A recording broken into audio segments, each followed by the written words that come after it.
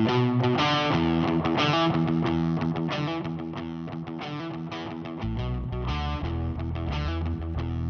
everybody, David G here, founder of the Internet Marketing Party, and I am thrilled, I'm delighted, and I'm honored to be bringing you my very special guest today. His name is Danny Inney, and before Danny says hi or anything, I want to tell you a couple of things about him.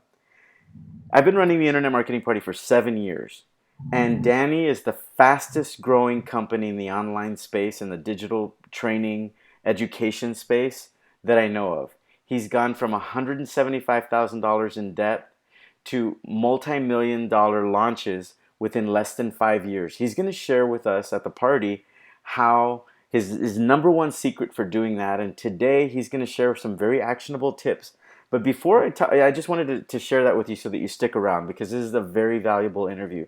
What I want to tell you about Danny is that I know hundreds and hundreds of individuals online that are both entrepreneurs, project managers, copywriters, funnel builders, you name it, in, out, up, around the entire internet marketing space. There are a handful of individuals that are the bright stars in the constellation known as digital publishing, online marketing, digital marketing, whatever you want to call it.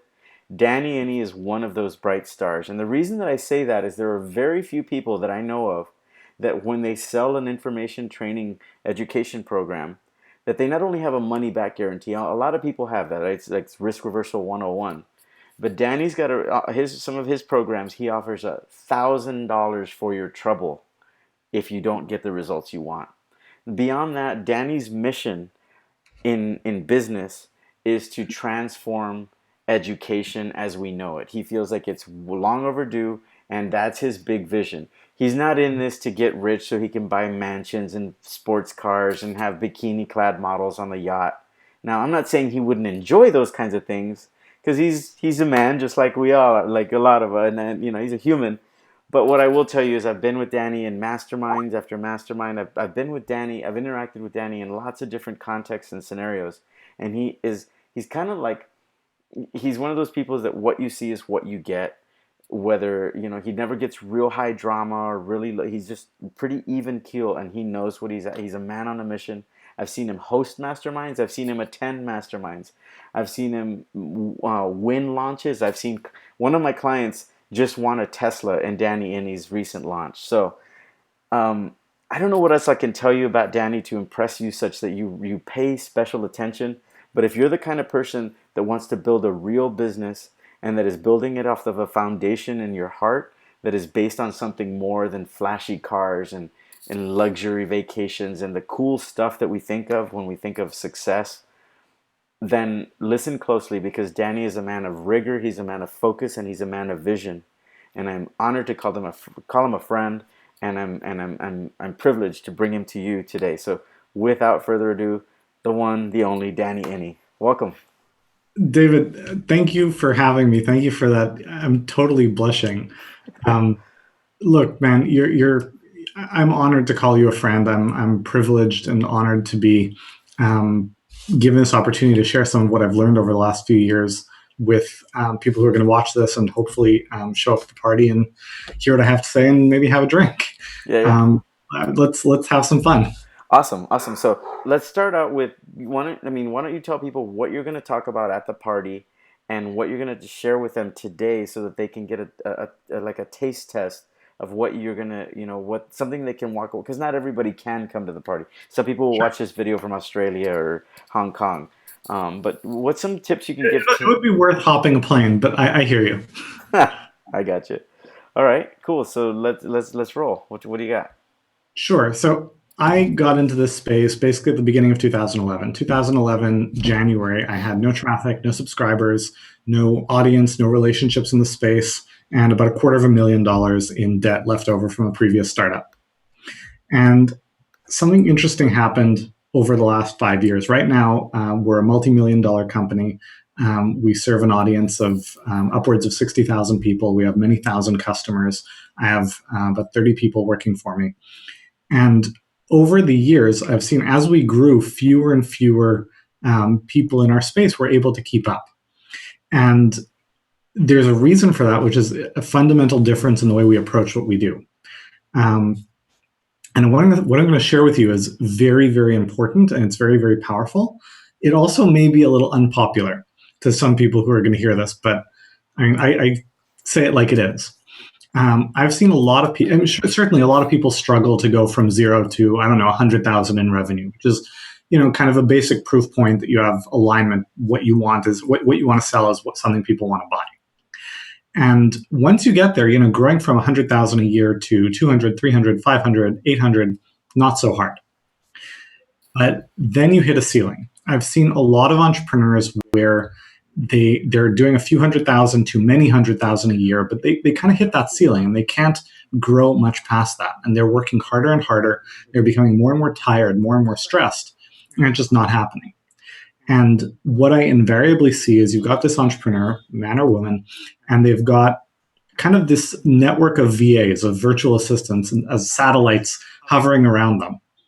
And they're basically holding the business together with both hands and both feet and like duct tape. The big difference is to look at what you're building not as an income replacement, not as I want to make enough money to quit my job, which is where we all start. Like there's nothing wrong with that.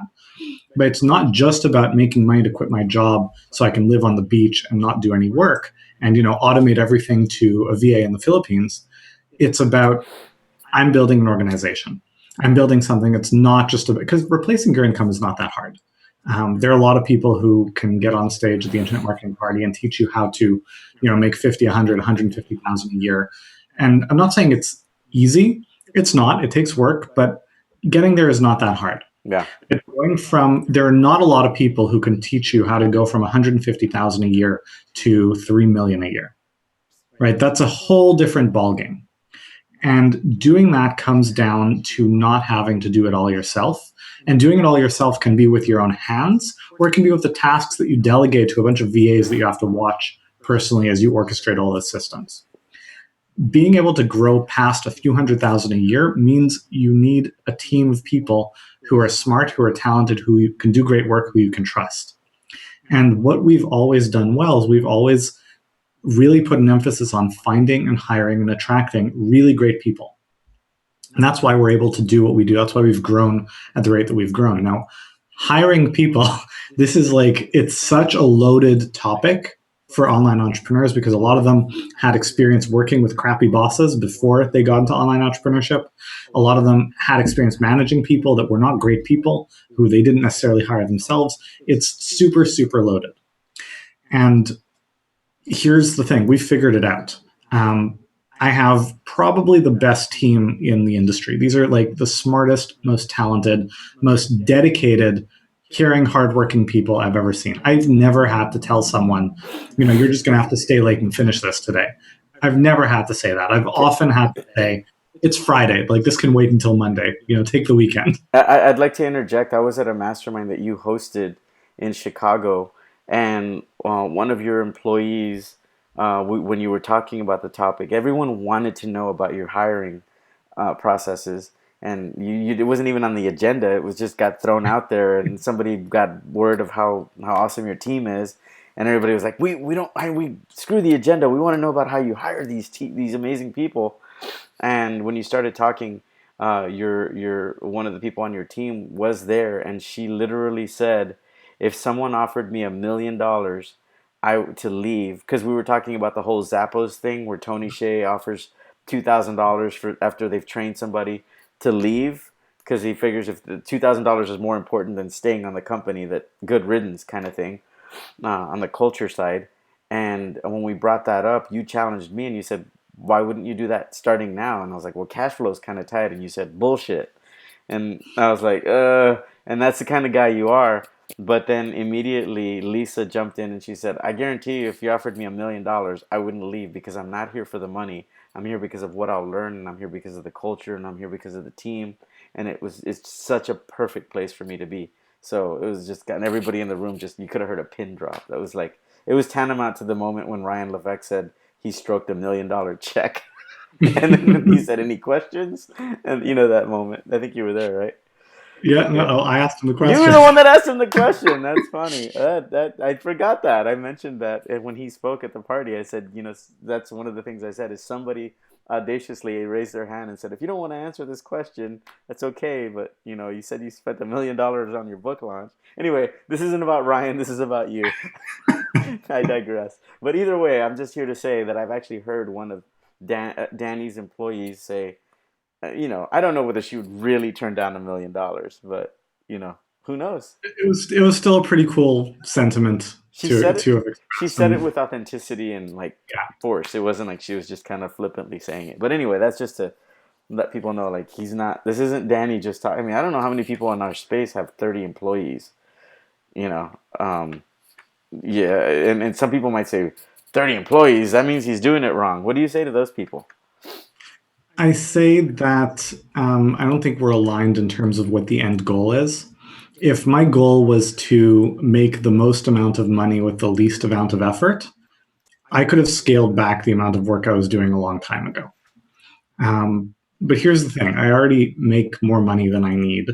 Um, I don't live a very like I just I don't need a lot of money. When I was a little kid, I remember, and I don't know why I'm bringing this up, but when I was a little kid, ordering pizza was a big deal, just because we didn't do it often. Uh-huh. And when I have $1 million launch, first thought is I should celebrate by ordering a pizza. That's like my, you know, Yeah, I this. drive I drive a nice car. I have a nice house. My family is well taken care of, but I'm already doing fine. Yeah, But at some point, after you've made the money you want to make and you don't have to worry about showing up on Monday, all that stuff is done. It's like, I'm 32. So what, am I just going to retire now and watch MTV for the next 40 years? Like, it's like, what is the that doesn't legacy? even sound fun. It doesn't even sound fun, right? You think about what is the impact you want to create, Right. and where are you satisfied? If you're going to be satisfied making a couple $100,000 a year, working 6 months out of the year, great, do that. But I guarantee you're not going to be satisfied with that for more than a year or two. You're going to get bored. Right. The bigger the scale of what you want to create, the less likely it is that you can do it all by yourself. And we're a multi-million dollar company. We're not the biggest company in the space, but we're fast on track to becoming the biggest company in the space. But this industry is not my benchmark. With all respect to the people in this industry who are doing great work and have achieved great things, the biggest players in our industry are doing what, 10, 20, $30 million a year. Unless That's you unless you move to like Agora or something like that, but Yeah, they're yeah, I that's mean true. And Agora is a couple hundred million. But go to a venture capitalist in Silicon Valley, tell him you want to go into a space where the biggest player is doing, let's even say $200 million. Although, again, hardly anyone in our space is doing that. Really, usually it caps out around 20 or and 30 and million. even then, people throw that number around, but I don't know if that's something they did one year, or if that's something they do every Sure. single year, But or even if they are, a venture capitalist would laugh you out of the room. if the He's like, biggest player in the space is yeah, doing. that's like a cottage industry. Right? It's if you want to change the world, if you want to, my target, I don't know if I'll get there, but my target is $1 billion in annual revenue 10 years from now. I don't know if I'll get there, but I've got the aggressive You want target. to share with people your first year you did 75,000, right? Or was it My 150? first year, no, my first year I did nothing because I Nothing. was building a foundation. The second year I did a quarter of a million That's what it dollars, was. 57,000. The third year I did 685,000. The year after that, 1.248 million. And this year we're going to close out just shy of 3 million. Next year we're targeting 7.5. Like we're more than doubling year over year every year. And I don't know if that will continue forever. I don't know if we'll hit our big targets, Maybe but you'll start tripling. that's what we're shooting for. I'm just, But here's yeah. the thing. It's not over a certain number. It's not just about the money. The money matters because the money is a benchmark for impact. Hmm. When you make $1 billion, it's not that you made $1 billion. It's that you created $1 billion worth of valuable outcomes for people. Yeah. Yeah. How you change the world, Right. right? I have a 5-month-old daughter, and I'm very aware of what am I doing to make the world she grows up in better than the one that I grew up in. And if you care about outcomes like that, and not just not having to go to work and living on the beach, you're not going to do it by yourself. Yeah. Yeah. Well, it's interesting because I was talking to a gentleman named Louis Schiff, who's done a lot of work with Inc. magazine, and he's best friends with one of the longtime managing editors at Inc. And he and I were having a really good conversation about economic impact.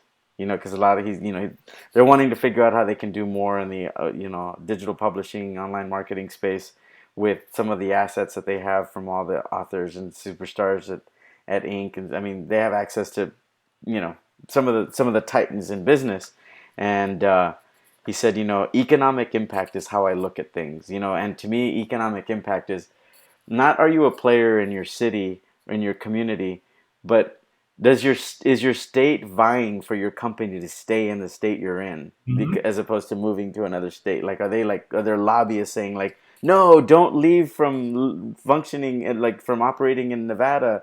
Uh, um, I guess it wouldn't be Amazon. It would be Apples. Zappos. Like, are you impacting tens of thousands of families, not lives, but families? Mhm. And it sounds like that's kind of you're talking about true economic impact at a state or nationwide level.